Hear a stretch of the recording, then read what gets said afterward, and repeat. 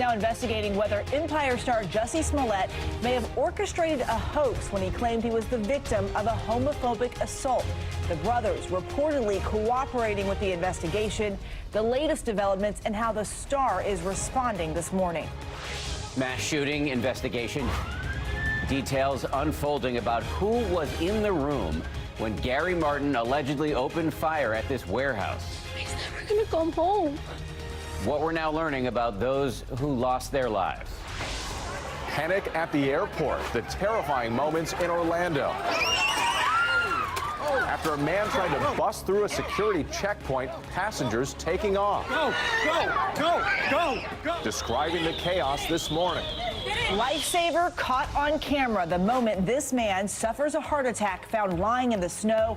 The hero who stepped in to save his life. And slam dunk, the NBA's top talent showcasing their skills. How do you like this Shaq attack? Battling it out ahead of the All-Star game to see who is king of the court, with the Curry brothers raising the stakes. Live from ABC News in New York, this is Good Morning America.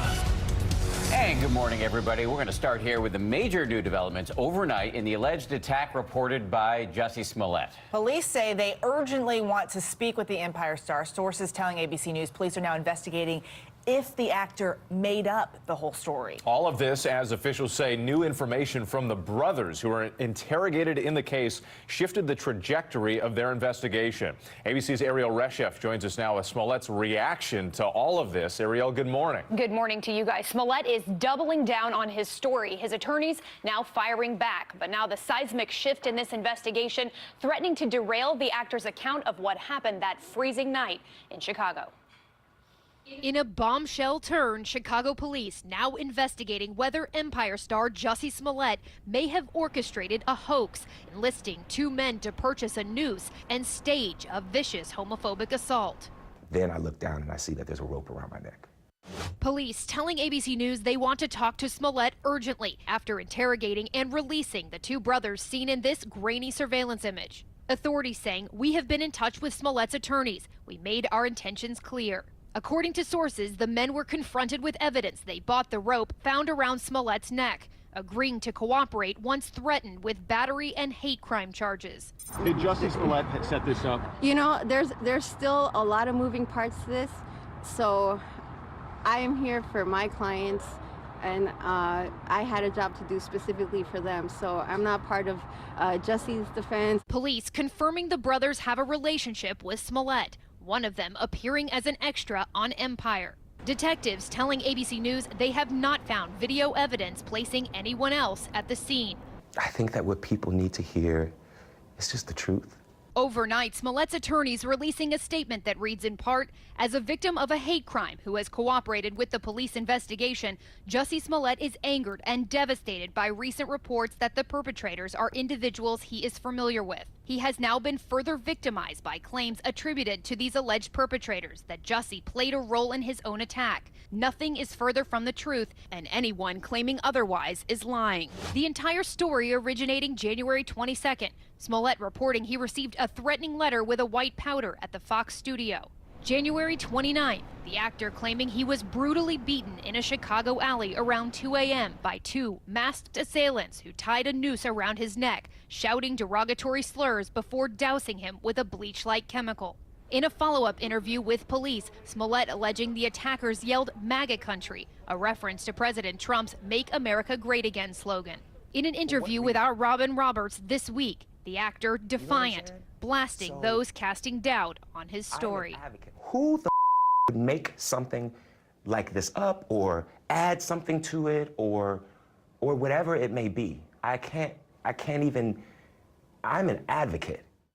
Now, Smollett and his attorneys say they anticipate being further updated on the investigation and will continue to cooperate with Chicago police. They also say they will continue to communicate with authorities through official channels and won't respond to, quote, unnamed sources inside the investigation, guys. Ariel, thank you very much. Really appreciate it. We're going to move on now to another major story this morning, the latest developments in that workplace massacre in Illinois. A prayer vigil in the community of Aurora honoring the 5 people killed in the shooting will be held held this morning. Overnight, a prayer service was held at High Point Church for the victims and the officers injured in that attack. This is new details emerge about the gunman's violent past that should have prevented him from owning a gun. ABC's Zachary Quiche is in Aurora with the details. Good morning, Zachary. Good morning, Eva. According to our conversations with police, as a convicted felon, Gary Martin was not legally allowed to own a gun. Yet, 5 years after he purchased a Smith & Wesson pistol, he turned on his coworkers. Call the seeds still. This morning, the city of Aurora, Illinois, rocked by the deadly plant shooting as we learn more about the meeting police say led up to it. 5 are dead, plus the gunman. It started around 1:30 Friday afternoon. Aurora has an active shooter situation. Police say 45-year-old Gary Martin, a longtime employee, walked into a human resources meeting, got fired, and then started shooting.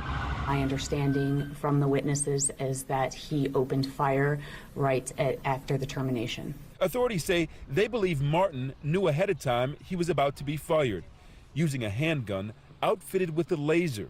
Investigators say Martin shot 3 people in that HR meeting before turning the gun on others inside the factory. He's never gonna come home. Never.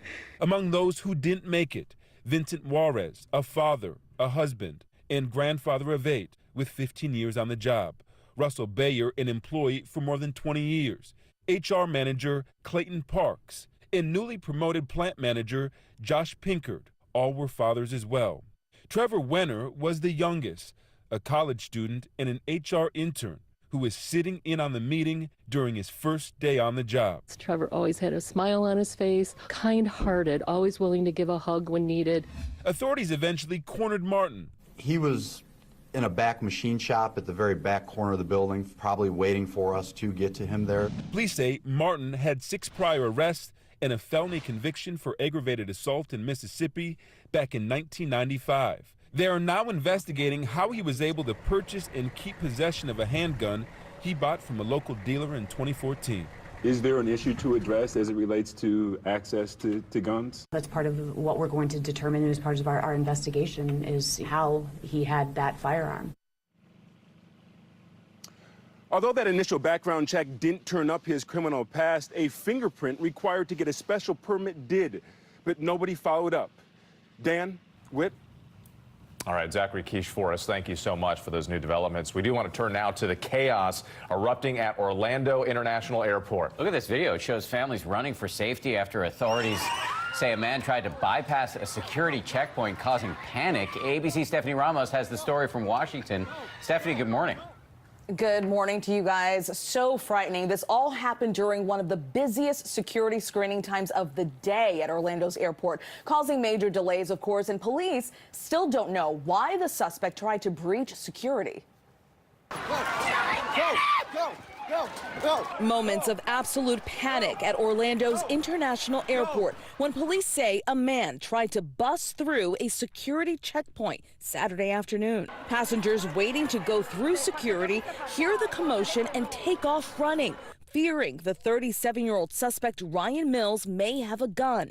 Parents grabbing their babies out of strollers, knocking down barriers, running and hiding wherever they can. Some people running past the checkpoints, leading TSA to shut down all screenings. It sounded like it was a fight because there was just a lot of commotion going on. And then, tables being flipped over, and then all of a sudden, you hear this pop, pop, pop. There's like a stampede of people running. Me and Andrea hopped the counter to hide the back of Chick-fil-A. Some TSA officers ushering people to safety. Get in! Police say when they detained Mills, he did reach into his pocket, causing chaos. Swear to God, he got a grenade in his hand. Go! Someone starts to yell he has a gun. TSA agents start screaming and saying, everybody get out the way. Police say Mills was not armed, but taken into custody. The suspect, Ryan Mills, is being detained under Florida's Baker Act. It allows emotionally disturbed people to be held under observation in a mental health treatment facility for at least 3 days. But once he is released, police say Mills faces several charges. Guys. All right, thanks, Stephanie, in Washington, D.C. for us this morning. Now to the pushback over President Trump declaring a national emergency to fund a border wall. The acting Secretary of Defense saying he has not yet determined if the border wall is a military necessity or how much money the Pentagon would authorize to be used for it. ABC's White House correspondent Tara Palmieri is in West Palm Beach, where the president is spending the weekend. Tara, good morning. That's right, Whit. The president is facing political and legal challenges over his decision to declare an emergency so that he can tap into about $6 billion in Treasury and defense funds to build the wall himself. And now, overnight, Acting Defense Secretary Patrick Shanahan telling reporters he still hasn't determined if a wall along the Mexican border is necessary. He also hasn't decided how much defense money he can realistically put towards the wall. He added that he still hasn't spoken to the president since the declaration was made on Friday. Since President Trump made that decision, the ACLU, Public Citizen, and the state of California filed lawsuits against the administration for an overreach of executive power. 10 Republican lawmakers have voiced their disapproval. House Democrats are drumming up support for a resolution that would formally terminate the emergency declaration. They only need 4 Republicans in the Senate to pass that bill and get it on the president's desk, which could lead to the first veto of his administration. Dan? Tara, thank you. Let's bring in ABC's Martha Raddatz, who's in Washington, where she'll be co-hosting This Week later this morning. Martha, good morning to you. So you've covered the U.S. military for many, many years. Can the defense secretary, acting or not, really block the president from reallocating military funds to build this wall? And what would that do to Shanahan's job security? Well, Patrick Shanahan, as Tara said, he is the acting defense secretary. Of course, Jim Mattis quit as defense secretary before that, so Shanahan is acting. He said he has been looking at these regulations for several weeks in anticipation that the president would declare an emergency. And as Tara said, he says he does have the discretion to utilize military construction funds to support military operations, and he had not yet determined whether it's a military necessity. But I suspect, Dan, he will determine that very quickly. Of course, we do have members of the U.S. military, active duty and guard, down there on the border, so I suspect he will approve this. I think he wants to do it the right way. I think he wants to go through all the regulations. He certainly wants to talk to Homeland Security, and then will likely make that determination, because you talked about job security, Dan. That would not be good for his job security. No, I can only imagine. So you have the Republican Congressman Jim Jordan on your show this morning. He's one of the co-founders of the Freedom Caucus. It's a right-wing group of legislators. How do Republicans feel about this emergency declaration, given that many of them criticized then-President Obama repeatedly for executive overreach? Well, with Jim Jordan, I'm certain you will hear him say that he supports the president in this. He has said it before. He just says it is an invasion, just like the president. He basically echoes President Trump's words. But you've got others like Marco Rubio saying there's no crisis that justifies violating the Constitution. Senator Susan Collins said it undermines the role of Congress and the appropriations process. So there is certain to be some sort of fight on Capitol Hill. But I think you'll hear Jim Jordan support the president, and we'll try to push him on that and why. Some divisions among the Republicans on this one. Martha Raddatz, always a pleasure to talk to you on a Sunday morning. And I want to remind everybody, Martha's going to have much more on the president's national emergency declaration later this morning on This Week. She's going to speak exclusively to the California Attorney General Javier Becerra on his state's plans to challenge Trump in court, plus Democratic Senator Tammy Duckworth and the aforementioned Republican Congressman Jim Jordan. They'll all be weighing in, and the Powerhouse Roundtable, and it's all coming up on This Week right here on ABC. Well, President Trump's pick to be the next U.S. ambassador to the UN is taking herself out of consideration. That word this morning coming from the State Department. Former Fox News reporter Heather Nauert was facing an uphill confirmation battle with questions about her lack of foreign policy experience. Now the investigation into hazing at Louisiana State University is widening. The school now saying some administrators have been placed on leave as the school looks into claims they failed to act on hazing reports. 9 members of the Delta Kappa Epsilon fraternity have been arrested. They are accused of beating and urinating on pledges. LSU says that it's taken aggressive steps to eradicate hazing. And this morning, a quick note from St. Petersburg, which is Russia's second largest city. A terrifying scene there caught on camera. The moment part of the roof and several floors of a university building collapse and everything goes dark.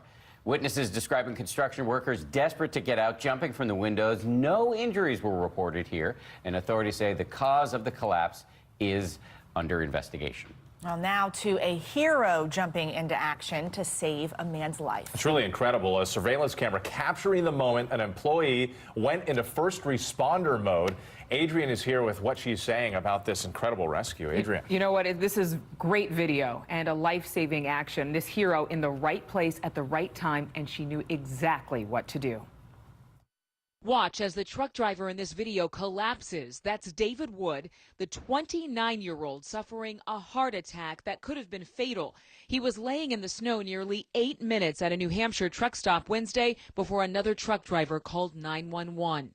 Male, unconscious, not sure if he's breathing. He is located outside. A customer at the nearby Dunkin' Donuts told employees they saw him on the ground when one of those workers, 24-year-old April Merchant, ran outside to help. She began performing CPR, which she says she learned from a course she took in college. I don't know what I would have done if I didn't take a CPR class. Finally, David's pulse returns. April says she was overcome with emotion. I cried for like an hour.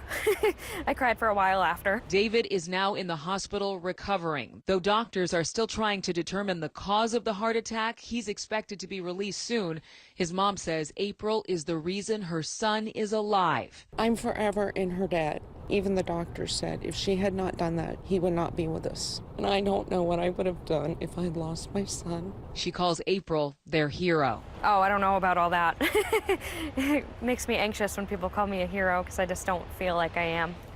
Oh, you know what? I think a lot of people would beg to differ. In fact, that truck driver, David, he has 3 children and a wife at home, and his mom says, we just don't know. We can't imagine a world without him in it. I'm particularly impressed because I've taken CPR courses. I'm actually the official CPR guy for the 13th floor of this building. Awesome. I didn't know that. Which should cause concern to everybody on the 13th floor. And I just don't know how you remember everything because I feel like the information evaporates after a while. No, I think that adrenaline kicks in, and I think that it triggers that memory because we all have, if you've taken those compression classes, on the mannequin, I think that when time calls for it, you got to do it. Are you also kind of saying that maybe I'm not smart enough? I know. I'm honored to know the CPR guy from the 13th floor. Yeah. I want to know who it is on my floor. I do too. I'll run down there with a defibrillator if there's a problem. Hey. Yeah, the defibrillator's a key. What's going on, Rob? Well, by the way, mouth-to-mouth is not encouraged anymore. No, they on the street. stopped it. Yeah, just so you know, in case I drop dead. That's the whole reason I went to the class. All right, here we go. We showed you that dramatic pileup yesterday of 47 cars. This one, 49 cars outside the Denver International Airport. Luckily, no fatalities with this, but there were 14 people that were taken to the hospital because of snow that fell in Denver. Iowa, just outside of Des Moines, 5 to 7 inches of snow falling there. We're being told that I-35 in spots is snow covered.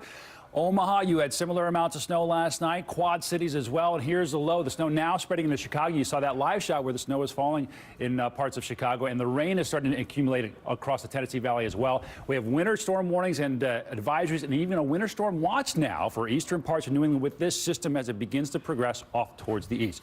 We will see potentially some flash flooding rains today across parts of the south. And then the snows begin to get into the Philly, New York area tonight and into tomorrow. Eastern parts of New England tomorrow morning going to be kind of dicey for the commute, although it is a holiday. That's the latest check on the weather headlines nationally. Time now for your local forecast.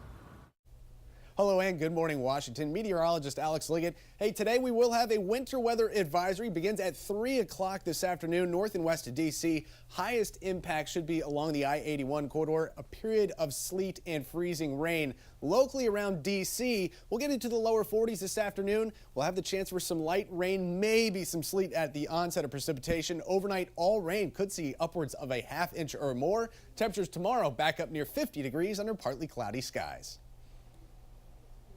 During that weathercast, Dan Harris was on the desk here giving CPR tips. Yes. More reason to be frightened if you're ever in this building. You got to run down to the 4th floor and save me if needed. No, but I do think it's helpful to know that if you call 911, they'll walk you through it. They will. That's right. Or you could just call Dan Harris. And then, speed dial. Still heart healthy month, exactly. guys. All right. Thanks to our senior meteorologist, Rob Marciano. Well, you're welcome. Excellent You're forecast. calling him old, too, because he doesn't like it. Here we go again. No, I'm not going there. I'm not going there. Moving on, let's talk about sports here. Dan's